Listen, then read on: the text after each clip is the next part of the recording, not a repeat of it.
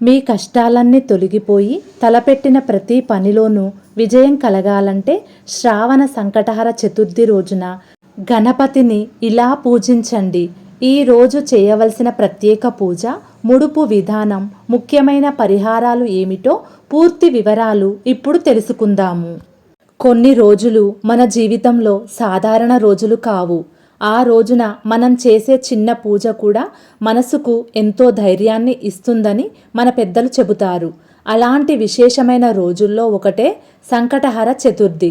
ముఖ్యంగా ఈసారి శ్రావణ మాసంలో సంకటహర చతుర్థి ఎంతో ప్రత్యేకమైనది.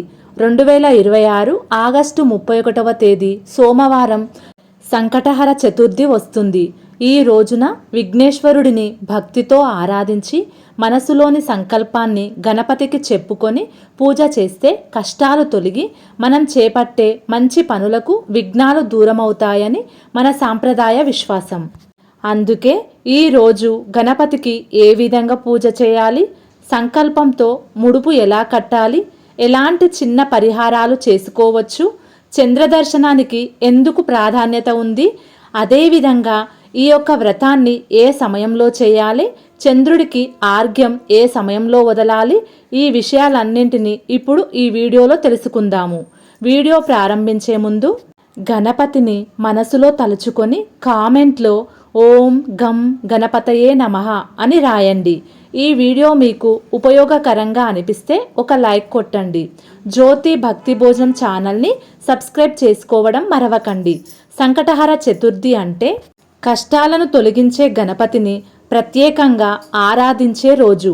ప్రతి నెల కృష్ణపక్షంలో వచ్చే చతుర్థిని సంకటహర చతుర్థిగా పాటించే సాంప్రదాయం ఉంది. ఈ రోజున ఉపవాసం, గణపతి పూజ, చంద్రదర్శనం వంటి ఆచారాలను భక్తులు పాటిస్తారు. శ్రావణ మాసంలో వచ్చే చతుర్థి ఆగస్టు 31న కాబట్టి ఒక రోజు ముందుగానే పూజకు కావలసిన వస్తువులను సిద్ధం చేసుకోవడం మంచిది. ఉదయం నిద్రలేచి ఇంటిని శుభ్రం చేసుకొని తలస్నానం చేసి పూజకు సిద్ధం అవ్వండి. పూజ చేసే ప్రదేశంలో గణపతి విగ్రహం లేదా చిత్రపటాన్ని ఏర్పాటు చేసుకోండి. గణపతికి గంధం, కుంకుమ సమర్పించి గరిక మరియు ఎర్రటి పుష్పాలతో పూజించండి. పూజలో ఎక్కువ వస్తువులు ఉండాల్సిన అవసరం లేదు. భక్తితో సమర్పించే గరిక, పూలు, పండ్లు, కొబ్బరికాయ, అక్షింతలు, దీపం, నైవేద్యం ఉంటే సరిపోతుంది. ఈ రోజున ప్రత్యేకంగా చేయగలిగే ఒక సంకల్ప పూజ గురించి తెలుసుకుందాము. ఒక పసుపు రంగు వస్త్రాన్ని తీసుకోండి. అందులో కొద్దిగా అక్షింతలు, 2 వక్కలు, 2 ఎండు ఖర్జూరాలు, మీ శక్తికి తగిన దక్షిణ ఉంచండి. ఆ వస్త్రాన్ని గణపతి ముందు పెట్టి మీకు ఉన్న కోరికను లేదా సంకల్పాన్ని మనసులో స్పష్టంగా గుర్తు చేసుకోండి. ఆ తరువాత వస్త్రానికి 3 ముడులు వేయండి.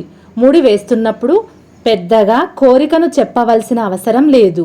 గణపతిని మనసులో ధ్యానిస్తూ విఘ్నేశ్వర, నా జీవితంలోని అడ్డంకులను తొలగించి ధర్మబద్ధమైన నా సంకల్పం నెరవేరేలా అనుగ్రహించు అని ప్రార్థించండి. ముడుపుకు కుంకుమ పెట్టి గణపతి ముందు ఉంచండి. పూజ పూర్తయ్యే వరకు దానిని అక్కడే ఉంచండి. గణపతికి నైవేద్యంగా ఉండ్రాళ్ళు సమర్పించాలి.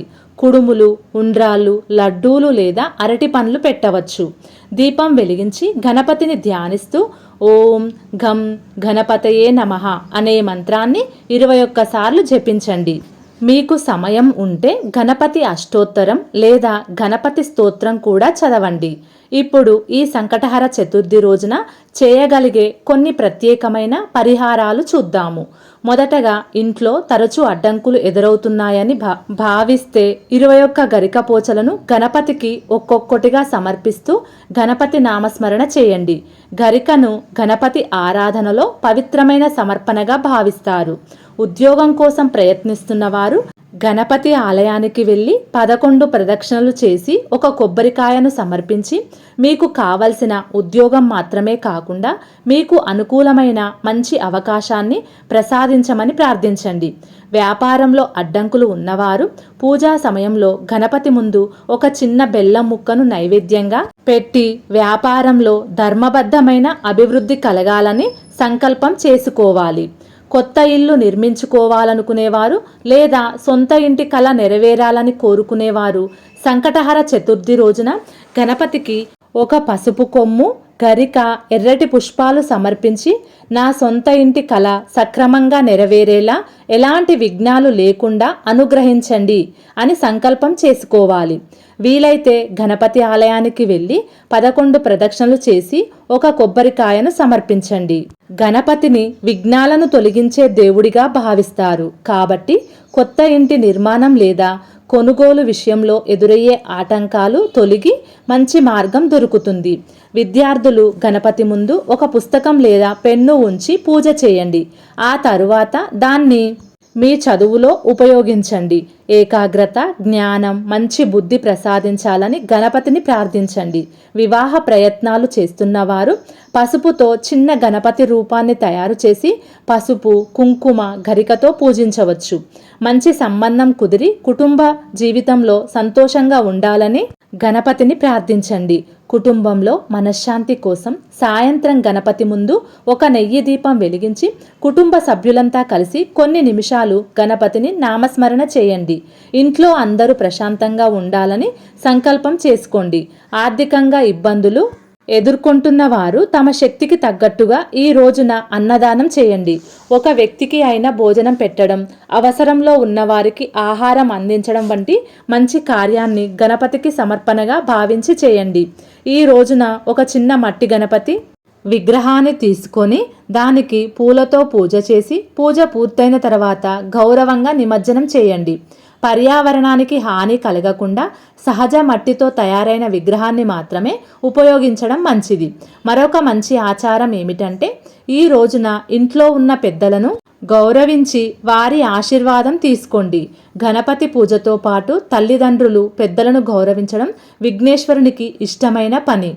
ఇక సంకటహర చతుర్థి రోజున పూజ ఏ సమయంలో చేయాలనే సందేహం చాలామందికి ఉంటుంది. 2026 ఆగస్టు 31న చతుర్థి తిథి ఉదయం 8:51 ప్రారంభం అవుతుంది. ఈ రోజు రాహుకాలం ఉదయం 7:38 నుంచి 9:11 వరకు ఉంటుంది. యమగండం ఉదయం 10:43 నుంచి మధ్యాహ్నం 12:16 వరకు ఉంది. కాబట్టి రాహుకాలం ముగిసిన తర్వాత ఉదయం 9:15 నుంచి 10:40 మధ్య గణపతి పూజ చేయడం, ముడుపు కట్టడం, నైవేద్యం సమర్పించడం చేసుకోవచ్చు. ఈ సమయంలో వీలు కాకపోతే యమగండం ముగిసిన తర్వాత మధ్యాహ్నం కూడా పూజ చేసుకోవచ్చు. అయితే సంకటహర చతుర్థి వ్రతంలో సాయంత్రం చంద్ర దర్శనానికి ప్రత్యేక ప్రాధాన్యత ఉంటుంది. అందుకే సాయంత్రం గణపతిని పూజించి చంద్రోదయం తర్వాత చంద్రుడిని దర్శించుకొని ఆర్ఘ్యం సమర్పించి గణపతిని ప్రార్థించిన అనంతరం ఉపవాసాన్ని విరమించడం సాంప్రదాయంగా పాటిస్తారు. ఆగస్టు 31న చంద్రోదయం రాత్రి 8:30 నుంచి 8:31 మధ్య ఉంటుంది. అంటే ముఖ్యంగా గుర్తుపెట్టుకోవాల్సిన విషయం ఏమిటంటే ముఖ్యమైన సమయము ఉదయం 9:15 నుంచి 10:40 మధ్య గణపతి పూజ చేసుకోవచ్చు. రాత్రి చంద్రోదయం తర్వాత చంద్రదర్శనం చేసి వ్రతాన్ని పూర్తి చేయాలి. సంకటహర చతుర్థి రోజున చాలామంది ఉపవాసం పాటిస్తారు. అయితే అందరూ తప్పనిసరిగా కఠినమైన ఉపవాసం చేయవలసిన అవసరం లేదు. ఆరోగ్య పరిస్థితులకు అనుగుణంగా పాలు, పండ్లు లేదా తేలికపాటి సాత్విక ఆహారం తీసుకోండి. ముఖ్యంగా భక్తితో గడపడం, కోపం, కలహాలకు దూరంగా ఉండటం, మంచి ఆలోచనలతో ఉండటం చాలా ముఖ్యం. సాయంత్రం పూజ పూర్తయిన తర్వాత చంద్రోదయం కోసం వేచి ఉండాలి. ఆగస్టు 31న చంద్రోదయం సుమారు రాత్రి 8:31 సమయంలో ఉంటుంది. చంద్రుడు కనిపించిన తరువాత ముందుగా చంద్రుడిని దర్శించుకొని నీటితో ఆర్ఘ్యం సమర్పించి నమస్కరించండి. ఆ తరువాత గణపతిని స్మరించుకొని మీ ఉపవాసాన్ని విరమించవచ్చు. చంద్రదర్శనానికి సంబంధించిన ఒక పురాణ కథ కూడా ఉంది. ఒకసారి గణపతి రూపాన్ని చూసి చంద్రుడు పరిహాసం చేశాడని, దాంతో గణపతి చంద్రుడిని శపించాడని పురాణ కథనం చెబుతుంది. తన తప్పును తెలుసుకున్న చంద్రుడు గణపతిని ప్రార్థించగా ఆయన అనుగ్రహం పొందాడని చెబుతారు.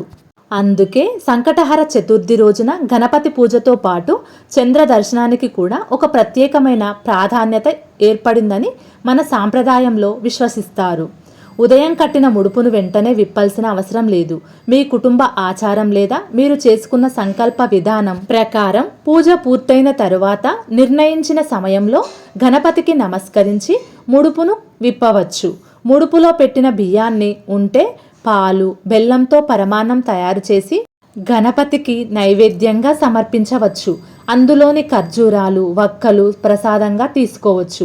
దక్షిణను గణపతి ఆలయంలో సమర్పించడం లేదా ధార్మిక కార్యక్రమానికి ఉపయోగించడం మంచిది. చివరగా ఒక విషయం గుర్తుపెట్టుకోండి, గణపతిని పూజించడానికి ఖరీదైన వస్తువులు అవసరం లేదు. పెద్ద పెద్ద పరిహారాలు చేయాల్సిన అవసరం కూడా లేదు. ఒక గరికపోచ, ఒక చిన్న దీపం, కొద్దిగా నైవేద్యం, నిజమైన భక్తి, మంచి సంకల్పం, ఇంతే చాలు. మనసులో ఉన్న భయాలను గణపతికి అప్పగించి మన వంతుగా చేయవలసిన ప్రయత్నాన్ని మనం కొనసాగించాలి. గణపతి అనుగ్రహంతో మనకు మంచి బుద్ధి, ధైర్యం, ప్రశాంతత కలగాలని ప్రార్థించాలి.